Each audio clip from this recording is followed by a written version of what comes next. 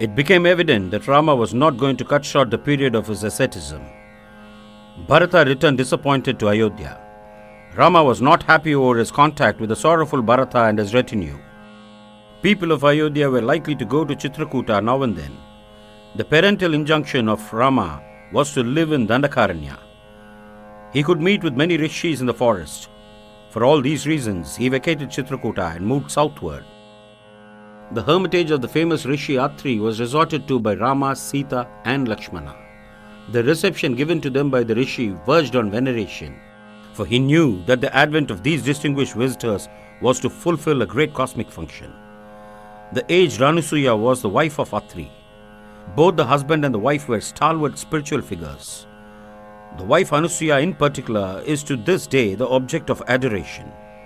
She was the embodiment of the feminine saintly perfection. This holy couple treated the newcomers as their own. The affinity that Anusuya evinced towards Sita was spontaneous. It was a spiritual mother entertaining a spiritual daughter. Tending the daughter started with attending to the toilet and ended with treating her to the sumptuous spiritual feast inclusive of the provision of ornaments too. This unique contact and experience of Sita was impossible in palaces. Rama conversed many sacred things with the sage. His further movements in the forest were also discussed. This meeting was very significant in the forest life of Rama. Several were the forest retreats of the holy men visited by Rama in the course of his ramble. He was given befitting reception everywhere. The anchorites recognized the monarch in him. In the forest he was an uncrowned king. The holy men sought his protection against the monsters that intruded on them occasionally. While assuring them safety, Rama was delighted to see them engrossed in pursuits divine. While Rama, Sita and Lakshmana were wending their way through a dense forest, a huge demon pounced upon them and snatched away Sita. Placing her on his shoulders, he challenged the right of the two young ascetics owning a damsel. He threatened to kill them and take the young woman to wife. The brothers replied with a shower of arrows which made him bleed profusely. Now placing the woman on the ground, the demon lifted the warriors to his shoulders and ran headlong into the forest. Each brother cut an arm of the demon and got themselves released thereby. But however much they discharged arrows on him, he would not die, mutilated though he was. Lakshmana, this demon has won a boon not to die of weapons. So let us dig a pit and bury him alive in it, said Rama to Lakshmana. When they did so, the spell of a curse snapped and a Gandharva emerged from the mound of flesh falling into the pit. Before ascending into heaven, the celestial spoke. Adoration to you, Rama. Due to a curse, I was till now Viradha, the weapon-proof Rakshasa, hurting human beings. I was told when cursed that Dasaratha Rama's touch would give me emancipation. Glory to you for this merciful act. Rama, be pleased to visit the ashrama of the ascetic Sarabanga, not far from here. And this request was responded to. The reunited three were now moving towards the abode of Sarabanga. The sage had lived an exalted earthly life. His karma was exhausted. As Rama was nearing the ashrama, he could see the effulgent Indra and his resplendent retinue withdrawing from the ashrama and ascending into heaven. Rama, his brother and Sita approached the Rishi and reverentially paid their homage to him. The Rishi said, "Come, dear children, I am delighted to see you. Indra came here just now to escort me to the supreme abode. I told him to tarry for a while so that I could have a vision of Rama with my physical eye before I dropped the body. He approved of the idea, but he would not wait because he said this was not the time for him to meet you, Rama. He would do so after you have successfully completed your earthly exploits. Rama, you please meet the sage Sutikshana, who will furnish you with all particulars for your residence. The home of fire is ablaze. With your vision in mind, I cast off the perishable body into the fire." This he did and emerged in a resplendent body. Saluting Rama, he ascended into the beyond after the wont of the perfected ones. Subsequently, ascetics practicing austerities of various types gathered before Rama and submitted that they were teased, harassed and hurt by Rakshasas infesting in those forests. They pleaded that they be protected by this holy wielder of weapon. Rama willingly agreed. I came into the woods in order to fulfill my father's pledge. In addition to it, the duty of protecting the good has fallen to my lord. Twice blessed I am, for I have the privilege of serving the Father and the holy men. Thus did he respond to the request. In the company of a few rishis, Rama directed his steps towards the ashrama of Sutikshana. That area was the haven of peace and benediction. Rama introduced himself to the venerable rishi and paid homage to him, falling at his feet. The holy man lifted him up and embraced. He said that he had heard of Rama's arrival at Chitrakuta and subsequently of his arrival at Dandaka forest also. Advanced though he was in age, he had prolonged his bodily life solely for the sight of Rama. Though the Dandaka region abounded with ashramas, it was desolate without a king. In Rama's arrival, that need had been fulfilled. When the rishi made his observation in this strain, the man in exile understood what the rishis expected of him. In silence, he resolved to discharge his duty. The rishi suggested to him to choose one after the other the ashramas in that locality for his abode. It was with mutual reverence and newly charged vigor that Rama took leave of the aged sage. In accordance with this arrangement, Rama lived repeatedly in turn from varying periods in all of the ashramas. Absorption in spiritual life in the company of the holy ones made him forget the passage of time. 10 years rolled away like a trice. Rama's visit to the hermitage of Agastya was consequential. The spiritual atmosphere in that place was remarkably superb. The sanctums dedicated to several deities indicated the one manifesting as the many. The orderliness in the ashram bespoke good administration. The ample supply of edible roots and fruits suggested affluence unaided by toil. Audience with the rishi by appointment revealed the regularity of the daily life. The large number of the inmates proved the enormousness of the institution. In the august presence of the sage Agastya, the visiting Rama prostrated in reverence. The sage lifted him up and embraced in reverence. Mutual adoration became unparalleled. In the way of introducing the visitor to the inmates of the ashrama, the sage made a significant statement in regard to Rama. Rama is the embodiment of Dharma. He is the invincible wielder of weapons. He is adorable. His form is to be meditated on. His name is to be repeated constantly. And this is the message of the rishis of that time to posterity. Then Agastya made over to Rama certain celestial weapons which were of immense use for the protection of the good and the destruction of the wicked. The sage knew this was Rama's mission in life, so the armaments were providentially forthcoming to him. He was then directed to reside at Panchavati on the banks of the majestic river Godavari. Reaching Panchavati, Rama found it more beautiful than described by the sage Agastya. The locality was charming. Sublime was the sylvan setting. Superb were the natural amenities. Birds sang in mellow symphony. Beasts loitered in friendliness. All the aspects of nature were as though conjointly inducing man to commune with the Maker. In a suitable spot in this heaven on earth, Lakshmana singly erected a neat, lovely and spacious hut of mud walls and leafy roof. Life in that ashrama was spent in thoughts and talks on matters supermundane and elevating. Dandaka forest was the northern frontier of the domain of Ravana, the king of Lanka. He had posted his cousins Kara and Dushana to be in charge of that cantonment. Their sister Surpanaka took advantage of the camp and freely rambled in that forest. She was fairly advanced in age and rather ugly in appearance, but lust was rampant in her. During a morning stroll, Surpanaka chanced to sight the splendidly beautiful Rama and Lakshmana. Her lust was roused up forthwith. Though in the garb of the ascetics, the demoness found the virile youth living with an angel-like young woman. That gave her the clue to hatch her passionate design. She inquired as to who they were. Rama answered courteously, giving the details about himself, Sita and Lakshmana.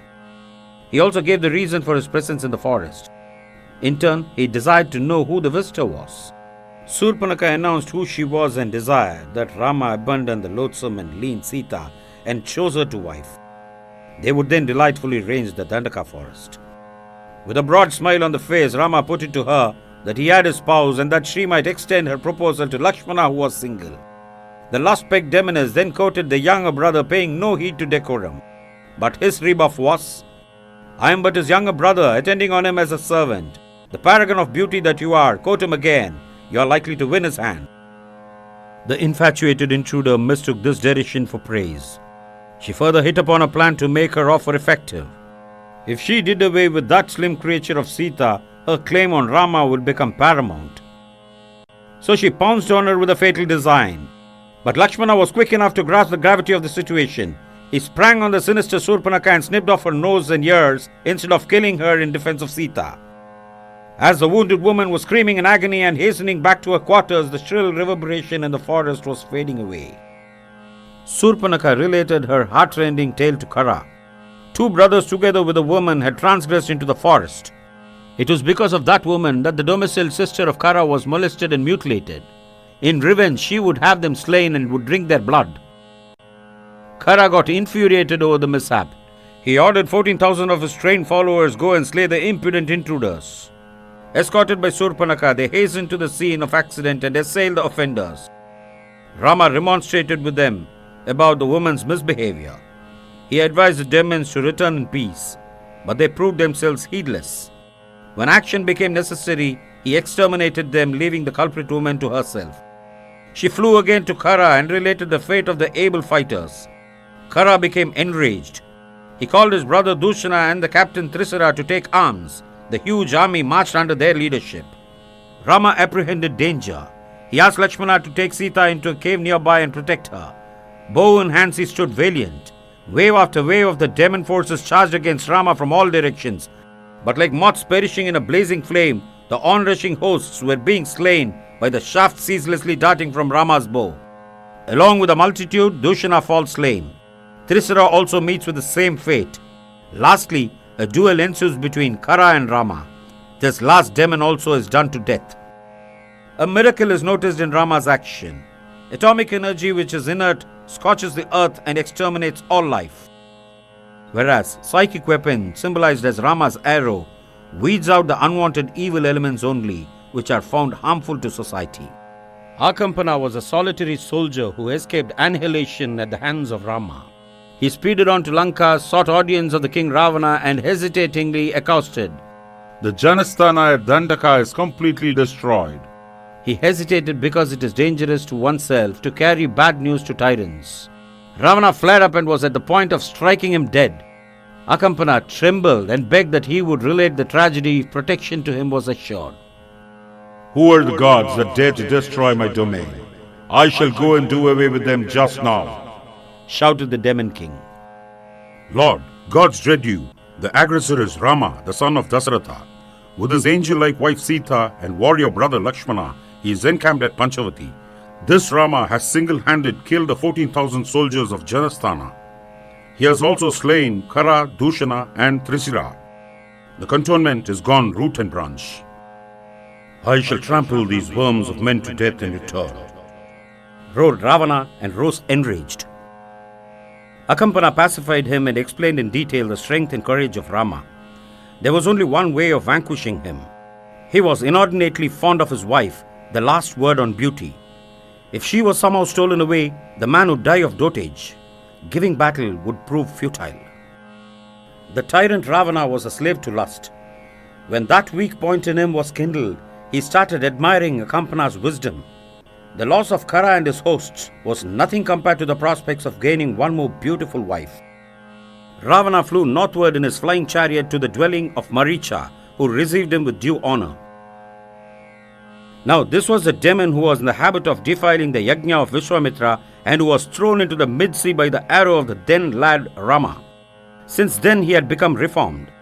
He thanked Ravana, his king, for condescending to come to him. He submitted. He was at the disposal of the king. Ravana viewed Maricha as his confident friend. So he related the carnage perpetrated by Rama to his Janasthana at Dandaka. In revenge for this atrocity, he had plotted to steal away Sita. Maricha was requested to play his part by assuming the form of a beautiful deer and enticing Rama and Lakshmana away from their abode. Maricha was fully aware of Rama's prowess. So he dissuaded Ravana from his suicidal enterprise. Some foe, in the guise of a friend, has ill-advised him to restore to the seemingly easy course. It was like putting the fingers into the mouth of a sleeping cobra to pull out of its fang. Ravana had many beautiful wives and a vast empire to enjoy. He was advised to be contented with them. The advice was well received and he returned to Lanka and resumed his regime. Within a few days, the disfigured Surpanaka presented herself at the court of Ravana and poured out her pitiful plight. The crafty woman twisted facts to suit her evil design. Eloquently, she described the ethereal charm and loveliness of Sita. In her opinion, that heavenly woman was worthy of sharing Ravana's bed and of none else. When Surpanaka tried to carry her off as a prize to her affectionate brother, the monarch of Lanka, Lakshmana sprang like an arrow and chopped off her nose and ears. Brother Kara and his valiant army poured in to punish the offender, but Rama, the husband of Sita, did all alone the whole lot to death. It was Ravana's duty to avenge the destruction of his cantonment at Dandaka, to regain the honor of the race and to humiliate Rama. All these could be achieved at a stroke if Ravana somehow carried away Sita, the source of joy to Rama. Ravana abruptly dissolved his council of ministers. He sat by himself and cogitated instead of consulting the ministers on these public issues. The fact was, the lust in him was artfully roused to its height. He resumed the same plot now irrevocably. Somehow Sita should be stolen and Rama befooled. Burning with passion, Ravana flew again in his flying chariot to Maricha, who, though surprised at his king's quick revisit, received him with loyal reverence. Ravana reintroduced his sinister plot with additional points in support of it. His skillful statement was, I am in a dilemma now. My sister Surpanaka has been mutilated, disfigured and disgraced by Rama. He has killed my brothers Kara, Dushana and Trishira. He has destroyed my army at Dandaka. This Rama is a worthless prince banished by his father for some crime. He is roaming in the forest with his wife Sita. This vagabond is just like an ascetic, but he indulges in sense pleasures. He embodies adharma. I am no king of Lanka if I do not avenge the wrongs he has done to my sister and to our race. It is my duty to humiliate and punish this Rama. I have decided to carry away his wife. Your help is needed in this plan. I beseech you for help. This is how it should be done. Casting spell on all eyes, you should assume the form of a golden deer with silver spots. In that form, you frolic and frisk about the abode of Sita. She is bound to ask her husband to catch the deer for her. You manage to draw the brothers far away. While they are pursuing the deer, I shall carry off Sita left alone. The loss of the wife will make Rama languish. I shall then kill him and avenge the harm done to us. Maricha was perplexed. He saw into the hollowness of this dangerous scheme. Still he picked up courage and put it to Ravana. O king, I am sorry for the mishap you have met with, but I should neither flatter nor misguide you. I present the bare truth to you. Rama is the embodiment of valor and righteousness. Of his own accord, he has come into the forest in order to save his father from the guilt of falsehood. By courting his enmity, you are paving the way for your own destruction and that of your people. It seems as Sita is born to bring about your ruin.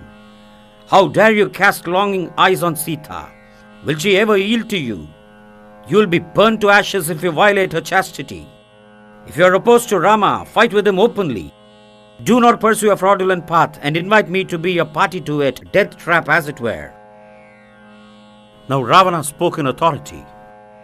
I have not come here this time seeking your advice. The unalterable decision is already made. It is below my dignity to enter in duel with that idiot, deceived, dethroned and driven out by a woman. I am to disgrace him by stealing away his wife. Now as your king, I order you to transform yourself into a pretty deer and delude Rama. I will kill you if you fail to play your role well. Maricha reflected within himself. I am doomed to be killed by Ravana or Rama. Better that I perish, pierced by Rama's soul-redeeming arrow. Maricha agreed to act as directed. His consent pleased Ravana immensely. Now both of them made their way in the flying chariot to the outskirts of Rama's hermitage, a charming spot on earth. Herds of deer used to graze round about Rama's ashrama. One morning, an exquisitely beautiful deer made its appearance in that locality. The wont animal smelled it and kept at a safe distance. The new creature was displaying itself in numerous ways. Sita, who was in the garden plucking flowers, took notice of the strangely attractive animal. She called out to Rama to come and see it. Both of them were beside themselves with joy, seeing a new deer so charmingly beautiful. Its nibbling the grass and tender leaves, its gambols and frisks, its graceful gaze and tender innocence, its multicolored and choice lustrous spots, all these put together captivated the hermit couple. The thought of possessing that animal crept into their hearts. Sita, in particular, was bent on owning it. The composed Lakshmana could see into this phenomenon in its true perspective. "Brother, it is Maricha playing this trick," said Lakshmana. But the husband and wife in their excitement paid no heed to his note of warning. "Chase and catch it alive if possible," cried Sita to her husband. "Lakshmana, look after Sita. I shall see what I can do with this eluding deer," shouted Rama and ran after it. Thus parted he with Sita and chased the phantom, not knowing that he was not to see her again for many a painful month. The strange and bedecked deer moved on his fantastic way. Now it lingered, now it darted hither and thither. Now it was near at hand, now again far away. It dodged and drew Rama far, far away from his forest home. Fed up with following the deluding deer, Rama aimed his unfailing arrow at the animal. It vanished. In its stead, Maricha fell dead after crying aloud, "Ah, Sita! Ah, Lakshmana!" That voice was a simulation of Rama's very voice, indicating thereby that Rama was in agony and he cried aloud for help. That alarm cry for help reached the anxious ears of Sita. She at once alerted Lakshmana and persuaded him to run to help his brother. But Lakshmana stood firm, obeying the command of his brother. Sita said, "You, son of Sumitra, you have come to the forest posing as the friend of my husband. But when he is in danger, you seem to welcome it. Do you want your brother to die? And have you any design on me?" Lakshmana closed his ears with his hands and pleaded, "O mother, please be calm. None in the world is strong enough to attack Rama. He will return safe. The voice we heard is not that of my brother. It is a trick of some Rakshasa. My brother has posted me here to look after you. I am to obey him." Sita further seethed in sorrow and anger. "Rama is perishing there. You say you stay here in obedience to him. Actually, you wait for his end in order to own me. That will never take place. Hasten to help Rama, or I shall hasten to die before him by jumping into the Godavari." Lakshmana responded, "Mother, I swear I am innocent. I shall disobey my brother and obey you. I fear some calamity is going to happen to us. That is why this evil thought has entered into your mind. I leave you alone and go. May you be safe. May the gods of the forest protect you. I long to see you again with Rama." With a troubled heart, heavy with sorrow and anger, Lakshmana wended his way in the direction in which Rama went chasing the phantom. No sooner Lakshmana left the ashrama than an ascetic made his appearance there chanting Vedas. He was draped in saffron. A staff and a wooden bowl in his possession indicated he was a holy mendicant. Sita received him with reverence due to his rank and offered him fruits and roots. The visitor defined the physical beauty of Sita, transgressing the bounds of a holy man. But the woman did not in her innocence suspect him. He asked why she was all alone in that demon-infested dangerous region. The guileless Sita felt nothing should be hidden from a holy man and recounted all particulars about herself, her husband and his brother. She further added that if the holy man tarried, her husband would return and pay him greater homage. The seemingly holy man, loath to be long in that garb, now came out in his true colors. He introduced himself as the king of Lanka, the land of plenty and luxury. He advised Sita to abandon the fugitive Rama, the hardship of forest life, and to accept the hand of the all-powerful monarch of Lanka, together with all the enjoyments and luxuries of life. Ravana's calculation was that, like any other ordinary woman, Sita could be tempted with pleasure, power, pomp and untold wealth.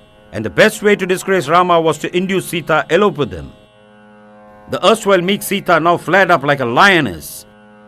"I am ever Rama's. By directing your thought on me, you have paved the way for self-destruction. Wretch that you are, flee from here before Rama comes and takes away your life." Ravana thought that where temptation failed, threat might succeed. He spoke sternly and significantly. The celestials tremble before Ravana, the ten-headed. The wind dares not blow on me. The sun subdues its scorching rays in my presence. Rivers suspend their flow. The forest foliage waves not when I come. Rama is a puny creature. Reject him as a scoff and join me, lest you suffer untold misery. The frail woman would not be frightened by all these extraordinary powers. She stood adamant. Ravana assumed his gigantic form, lifted Sita, placed her in his flying chariot and took off. She raised alarm, cried and called out to Rama and to Lakshmana in quick succession for help and protection, but they were too far away to hear her. Timely help from them was out of the question. She appealed to the trees and to the beings in the forest to bear witness to the fate that had befallen her. She implored them to tell Rama how she had been stolen away by Ravana.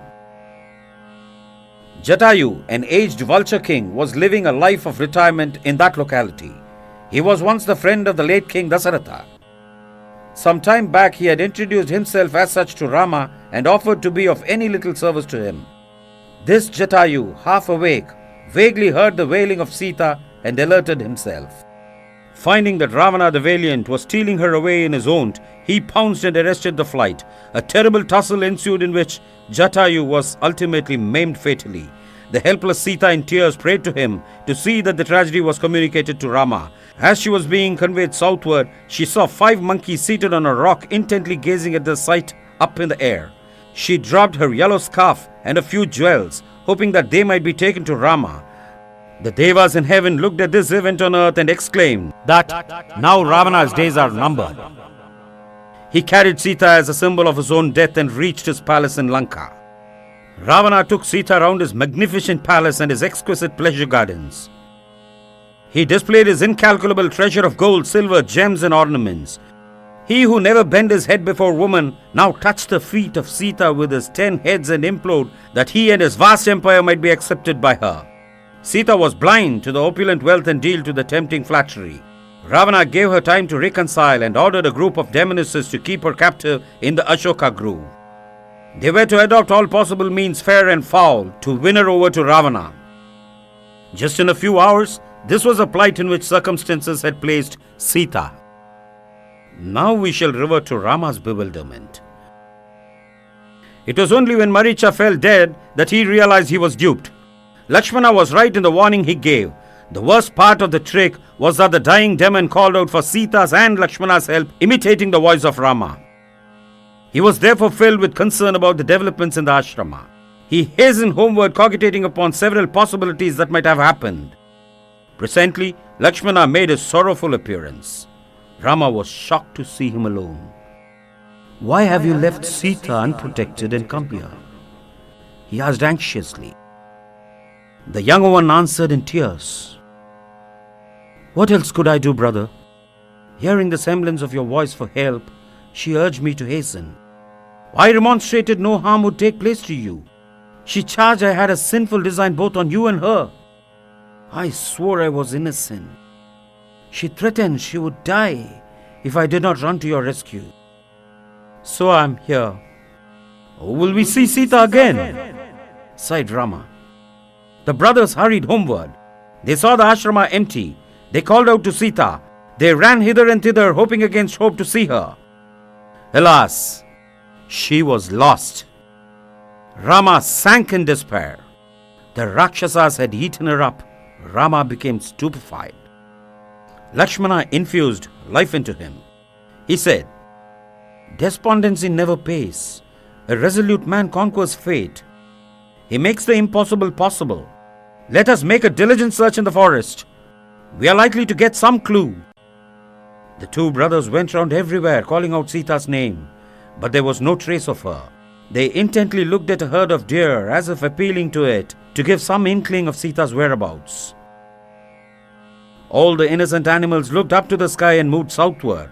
The brothers also went in that direction. Very soon they came across Jatayu, the heroic vulture king, with blood stain all over. The first thought that flashed in Rama's mind was that the creature was a demon involved in Sita's death. But the sinking bird gathered up his failing energy, made Rama understand who he was, and gave an account of his enraged encounter with Ravana.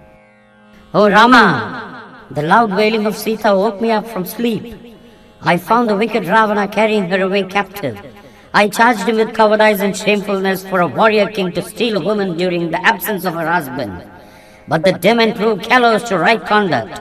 I pounced on him and fought beak and talons against sharp weapons. Age against me, my wings and claws were cut off. The captive Sita pleaded with me to convey the mishap to you. I kept alive to fulfill that mission. Search and find her out, Rama. You will kill Ravana and regain Sita. With these words, Jatayu breathed his last. From the day of his contact with Rama at Dandaka forest, this royal bird had assumed a fatherly attitude towards him. He gave up his life in the cause of the captive Sita. The loss was keenly felt by the brothers. They cremated Jatayu's remains and performed obsequies exactly in the manner in which they would have done to Dasaratha if they had been present at Ayodhya when he died. Now, with a ray of hope that Sita might be alive, they penetrated the dense forest and moved southward. Fortitude fluctuated in the two brothers now and then. When Rama grew despondent, Lakshmana would infuse courage and perseverance in him. When Lakshmana became dejected, the other would cheer him up. Thus they helped each other. As the brothers were feeling their way through the forest infested with wild animals, they came across a strange monster. It had no neck and head. The broad mouth with sharp and protruding teeth was located in the stomach. The wagging teeth was displayed now and then. It owned only one eye on the chest. Fearful was the piercing look of the eye. It had no legs to move, but the two hands could be stretched to any length to prey upon birds and beasts. This hideous creature caught hold of the brothers on either hand and was at the point of gulping them. But they were quick enough to cut and sever the hands of the dreadful creature. The monster too was immediately released of a curse by Indra because of her bad conduct. Regaining the form of wisdom, the creature asked if the assailants were Rama and Lakshmana. Getting a positive reply, the creature said, Set my body on fire, and I shall do a good turn to you. The wish was carried out. From the blaze of the crackling fire, there emerged a radiant figure known as Kanda. He pronounced, Rama, you will regain Sita. Proceed to the banks of the beautiful Pampa. Adjoining it is the rock Rishamukha. On it lives Sugriva. Make friendship with him. He will render the needful help to you. This instruction finished, Kanda ascended into heaven. Rama and Lakshmana now moved into the direction of the Pampa and reached it. It seemed a dreamland because of its luxuriance. The sage Matanga's ashrama was in that region. The brothers went in there only to find it empty but for a solitary figure in the person of Sabari. The rishi and the retinue had attained perfection through spiritual discipline. Remaining further body bound was no more necessary for them than it was to the ripe cucumber to be creeper bound. But the Kulapati of the ashrama directed Sabari, the yogini, to wait on earth for the arrival of Rama, pay homage to him with fruits, and then to cast off the mortal coil in beatitude. This honor and privilege was given her because of her spiritual excellence, though she was born of low parentage. Sabari, who was given to prayer and meditation, intuited it was Rama who had arrived with his brother. She worshipped the divine brothers to her heart's content and received their blessings before she attained mukti. The next and the most imperative work of the brothers was to find out Sugriva in that locality. On that concern, they left the Matanga ashrama and moved about the Pampa, the haven of peace, the harmless home of birds and beasts, the soul-elevating flower garden on earth. It was no wonder that Matanga Maharishi chose this locality as the site for his ashrama. Communing with the divine was as much possible here with the senses open as it was possible with the senses shut out.